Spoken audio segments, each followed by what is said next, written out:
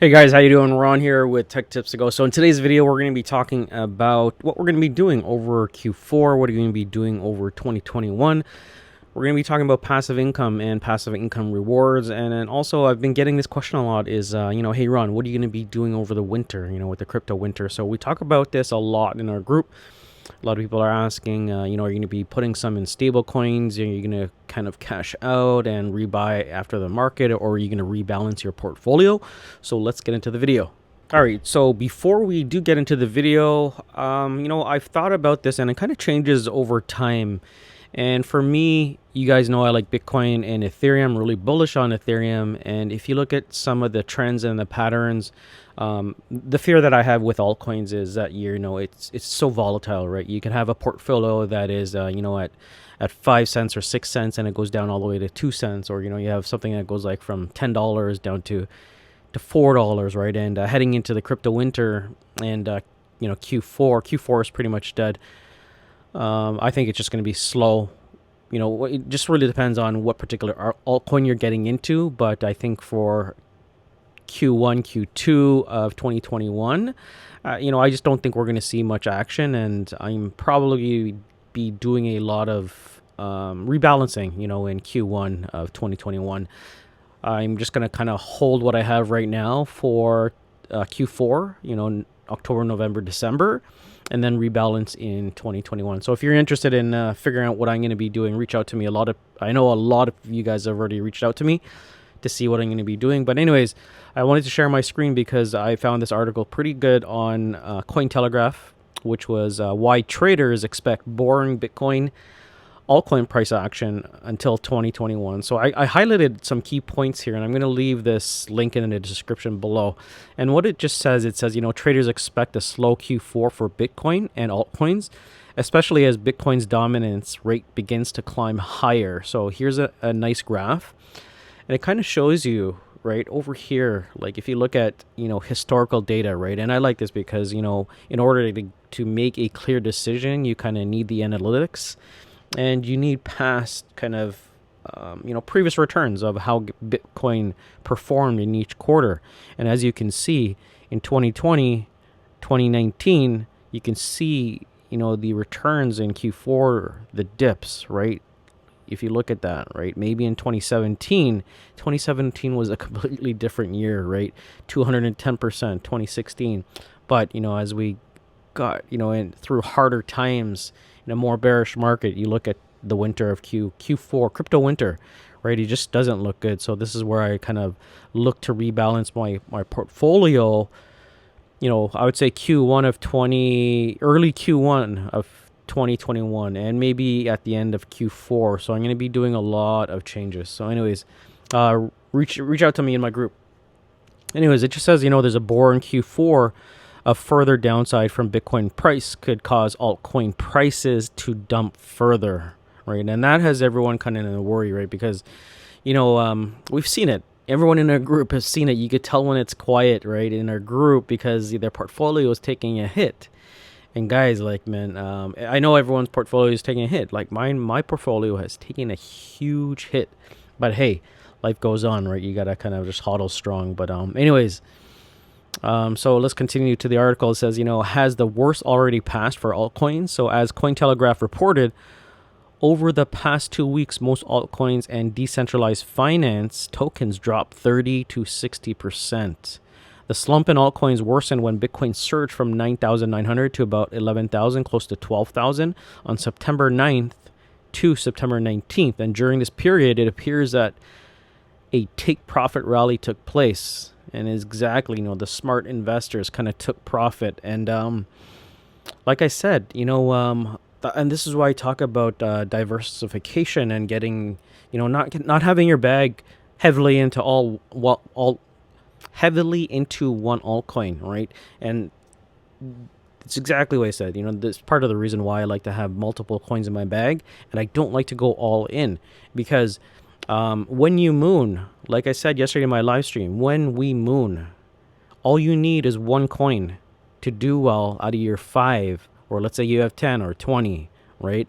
Then you are set and you're playing with house money And whether your main bag is, let's say it's SHR that didn't moon, but one of your other coins mooned, then you can kind of hodl strong on SHR when it does take time to moon or whatever, or whether that's VeChain, etc. So, that's why I say don't go all in on one altcoin, right? But everyone's situation is a little different, right? If you bag, a small bag, like you're only working with $1,000, then yeah, I'd put it in one particular coin. But if you've got, if you built your portfolio to like 20,000, 40,000, 50,000, then I would kind of play around with, not financial advice, but I'd play around with different altcoins, right? Because like I said, all you need is that one coin to moon and you're okay. Now take this example of me saying this without the moon, without the bull run, without the peak of the bull run. All you need is one coin to moon, and you're still playing with house money while you wait for that moon, right? I'll give you an example. You make the most profit when people are in fear, and I said this before.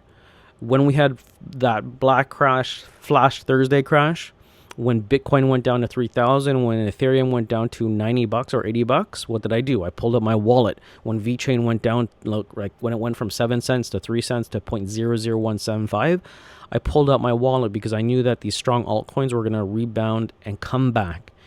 Right now, me having a diverse portfolio over the summer, I was able to swing trade. I was able to sell a lot of my Ethereum that when I got in around $90 or $80, I sold at a high, like a crazy amount. The same thing with VeChain, right? I made some excellent gains. The same thing with DOT, the same thing with Chainlink, the same thing with Zilliqa, right? I had those opportunities. I had multiple opportunities. And it's the same thing when I took into business. I have multiple businesses. If I want to sell one of them and coast a little more, I have that opportunity. But if I just had one business, it's a different story. I had multiple band-aids, multiple streams of passive income, right? Now, if you had only one coin over the summer, you don't have that opportunity to do this, right? But anyways, I'm preaching a little bit too long, but that's just my take, right? And I take the same strategy going forward into Q2 of 2021. At the end of Q4 of 2020, I'm going to be, adjusting my portfolio based on the markets, based on how everything is doing. So if you want to talk about strategy, just hit me up. But, like I said, everyone has a different strategy. Some people are just long hodlers and that's it. They set and forget. They take their ledger, shove it in a safe, set and forget. But that's not me because I find you can accumulate better instead of just hodling. Yes, hodl on some of your main bags, but if you have got easy access to, different funds. If you got 1 Bitcoin, 2 Bitcoins, even if you don't even have a full Bitcoin, you could still trade, be profitable, take your gains, buying the news. There's so much strategy to do. Get into yield farming, but yield farming is high risk. You need to make sure the liquidity is there. Your balance of borrowing is higher than, your lending, right? So yield farming and decentralized is a complete new ballgame that I would say don't get into unless you're pretty experienced and decentralized finance. But anyways, I wanted to talk about that, what I'm doing, and I also wanted to talk about passive income. People are asking me, well, how do you make passive income, right? And everyone knows. Everyone loves passive income. My number one source of passive income, yes, is real estate, but we're going to be talking about cryptocurrency, and I'm going to be talking about some of the options and some of the websites that you can look at to get passive income. And I'm going to also tell you what I'm going to be doing in the near future, because I'm really bullish on this one coin, on how I'm going to get either 12% or 23% or whatever in terms of APY. So anyways, I'm going to leave this link in the description below, and we go over it here. And some of the key points here. It says overall traders foresee a boring quarter ahead for Bitcoin and altcoins, but last month's intense sell-off could eventually lead to a strong relief rally. So anyways, I had the same take, like Q4 is going to be boring, nothing exciting, right? Because we had the excitement, we had the mini bull run, right? The mini DeFi yield farming bull run, mini bull run that came, in Q3, Q2, and Q3, which we all did well, right? We gained 600 to 1,000 to 1,500%, but now we're kind of in a little, we're in the opposite direction. So anyways, let's talk about passive income. So I've been preached about this coin from some friends out there that reached out to me, my brother and some other people, and I finally started to look at it, and the first one we're going to be talking about is Celsius. network. Okay, so if you come over to Celsius Network, they are doing big things, really big things. You could just come over to the website and you could look at here. You can just click on the earn and sell pay and sell token. So if you're familiar with Crypto.com, same concept, but they are very generous. I think all of the funds and percentages, they give back 80% to the people who stake. Now, as you can see, they says earn rewards on all held coins. You could borrow and you could also pay and transfer. Okay, so read the fine print. As soon as you start lending particular coins, it gets out of the FIDC insurance and all the policies. So make sure that you read that. You do take a higher risk when you're on centralized networks opposed to decentralized, etc. When dealing with cryptocurrency, like I said, it's a wild west. When you start putting your money into these funds and you start lending and borrowing and etc., read the fine print. But anyways, here are the rates, which is very attractive, right? Because like I said, in Q4 and Q1 of 2021, Q4 of 2020, I'm rebalancing.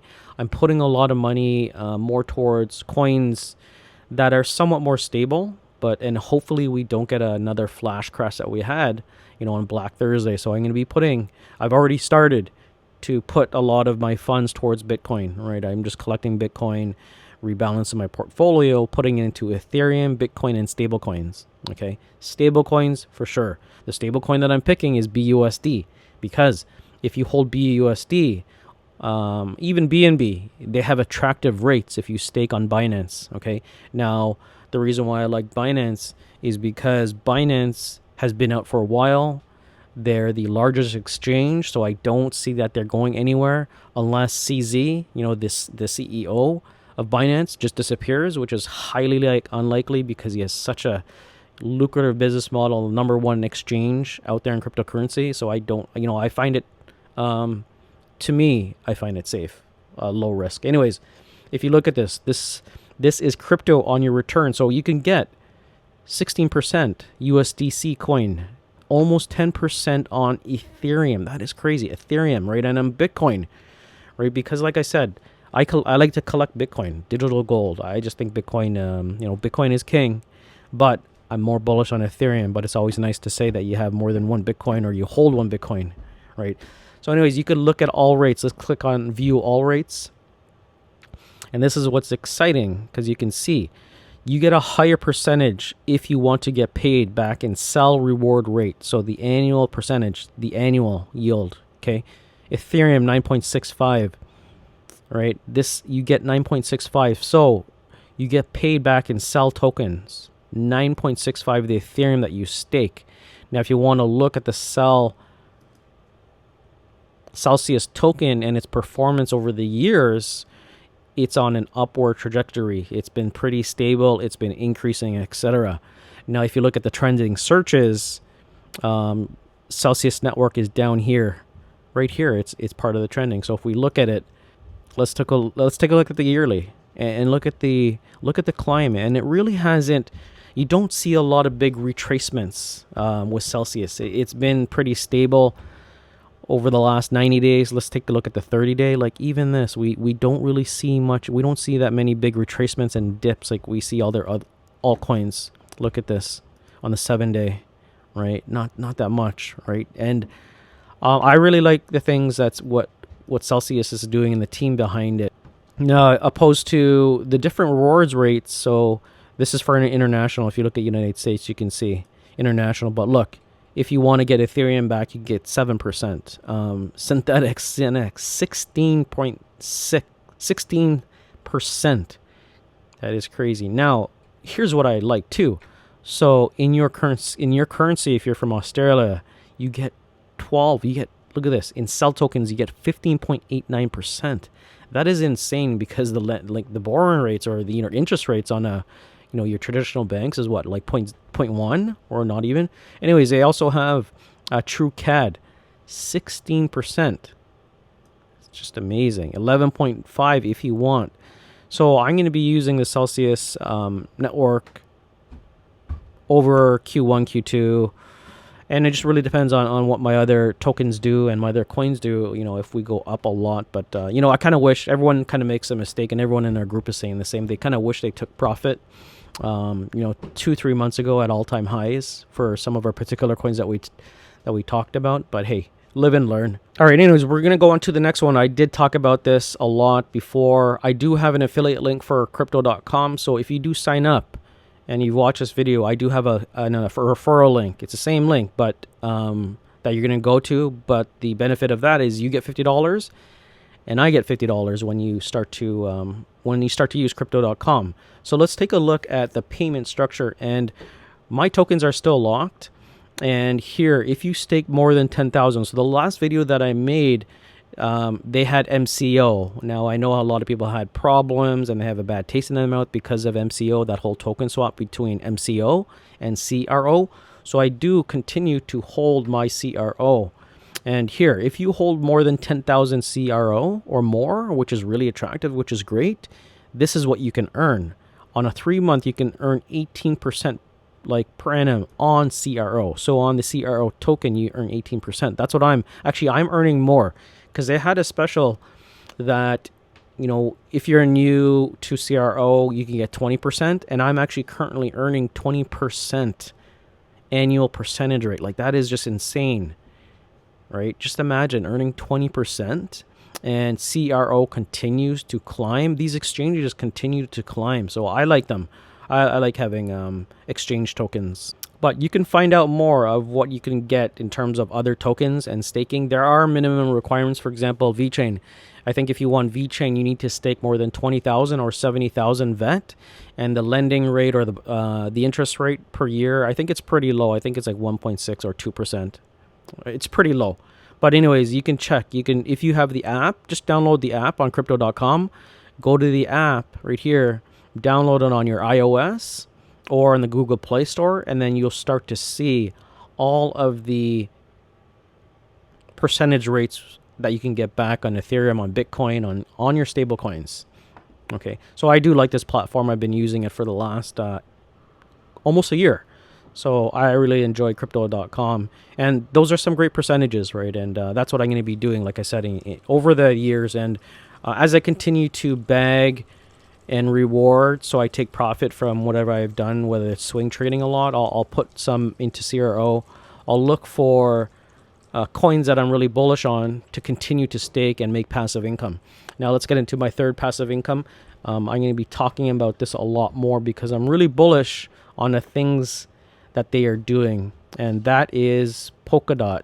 So Polkadot, here is the percentage rate. So I'm not going to do a full tutorial on this, but if you're not familiar with Polkadot, Polkadot is led by the CEO of Gavin Woods. He is the ex-Ethereum CTO.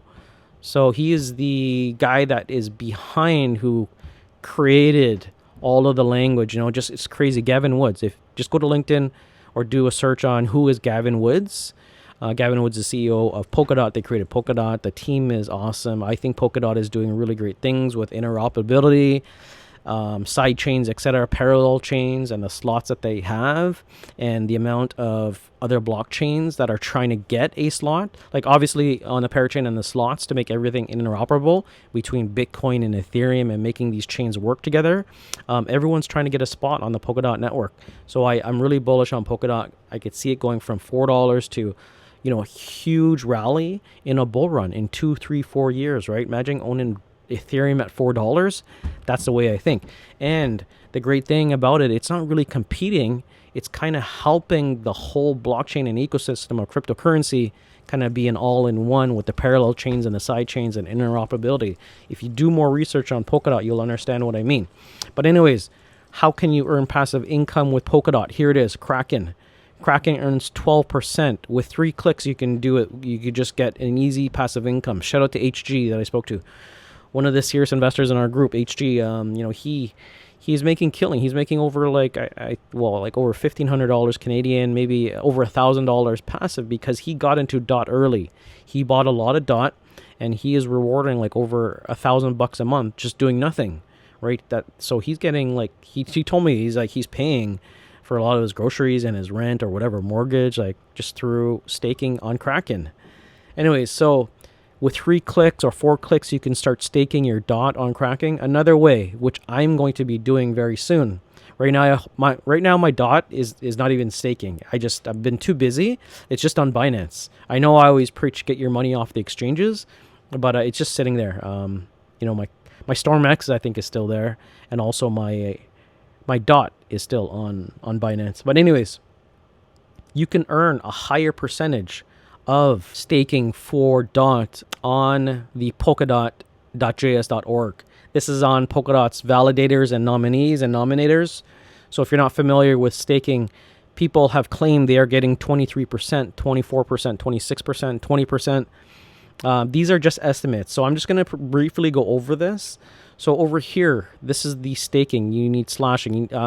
It's a little more complicated when you start staking, but when you understand this, and as I get into it, and I'll be doing more tutorials if you want to get into DOT, once you understand the concept, it gets pretty easy. So there's validators and there's nominators. So like you'll never be a validator. I actually been working with Bill Laboon. He's like the technical lead over at Polkadot. So we've been sending emails back and forth because I was interested in getting to be a validator. But anyways, in order to become a validator, it's pretty hard. You need 3.3 million DOT. So if you go down to the lowest amount of person that holds DOT, that is underneath a list of validators, you need roughly around 2 to 3 million DOT. And that's like, 13 million equivalent in fiat in USD. Anyways, to make a brief description of, how to stake on this, basically you need to be a nominee. So you're a nominator, and basically you go and find a validator that'll give you a certain percentage back, right? Not a certain percentage back, but it's called era. So an era is 1 day. So basically you could come over here to targets, and let's say you want to stake about $100,000 worth of DOT, which is around 25,000 DOT. You can see that basically the profit per era, which is a 24-hour block, after a 24-hour period, you roughly get, if you selected this nominator, you get roughly 9 DOT. So that's about $40, close to $40, roughly. This is just an average, right? This is not hard numbers, but it's just an estimate, right? And you can see how you can select validators to proceed on staking on a Polkadot network, because there's a lot that you're going to have to learn. Is, okay, are they doing what they're supposed to be doing on the network and not getting slashes, right? And like, so basically if you think of a slash is kind of like an error. So if you're offline or doing something harmful to the network, you're going to get slashed. Maybe their VPS in the cloud went down. Now, if it goes down, you're going to get penalized, plus that validator will get penalized and you will lose rewards. So what you can do, there's a couple of factors. You can click on this little graph. Now, when you look at this graph, you can actually look at the rewards, the error points, the elected stakes, and the commission. So you can see this is a nice graph. It really didn't get slashed, right? You'll see some slashes where it'll actually go down, right? It'll go down, it'll go down, it'll go down. Now, if you look at the commission, you can see the commission. So the elected stake, how much elected stake is there? So there's a lot to learn about this. As I go back here, you can see that. So this is not the commission rate that you're going to get. This is actually what they're asking for. So they're saying, we are asking for 0% commission, 0% commission. Now you could filter this and you'll see some people that, they have a high percentage of commission. Now you want to make sure that you're selecting validators that don't have too many nominators, right? Because if there's too many nominators, you really want to pick the sweet spot so you can get that nice balance. And you could kind of look at this about you'll be getting 9 DOT per day if you have 25,000 DOT. Also, you also want to select this. You want to make sure that the validator that you're working with, has skin in the game and that has their own stake. So, and they have an identity, whether they have a website, whether they're an LLC. And so if you select this over on the right, only with an identity, right? So you can select that. And then as you click on their name, you can see over here, you can copy the address, and if you click on the person's validator, that validator's name, you can see their email, their website. You can see their Twitter. So you could get a lot of information, and you could just do kind of your own due diligence and see if they are worth staking on. So you're kind of doing your due diligence, your risk, to see if they're a reputable kind of company, right? And you also want to look at this. How much of their own money do they have staking? Their own stake of DOT. They have 500, $500,000 DOT. So basically that's just kind of showing you that, hey, they are putting their money where their mouth is, because if they have 229,000 like this person, they don't want to get slashed. So that's one thing that you want to look at, right? Is their VPS, is their servers up, right? So look at this. Their rewards and slashes are great. There's nothing, it doesn't go down. It doesn't dip, right? So this is something that you want to look at. Anyways, I'll get more into it as I take my DOT off of Binance, and I start teaching you guys, how to get these high annual percentage rates. So anyways, that's the strategy. Everyone loves passive income. I love passive income. With minus the ups and downs, this is better than real estate, but real estate is something that you can kind of take to the bank and go to them and show on piece of paper that, hey, this is my net worth. Right now we're not at that stage with cryptocurrency. You can't really go to the bank and say, hey, this is my net worth. I'm worth, this much Bitcoin.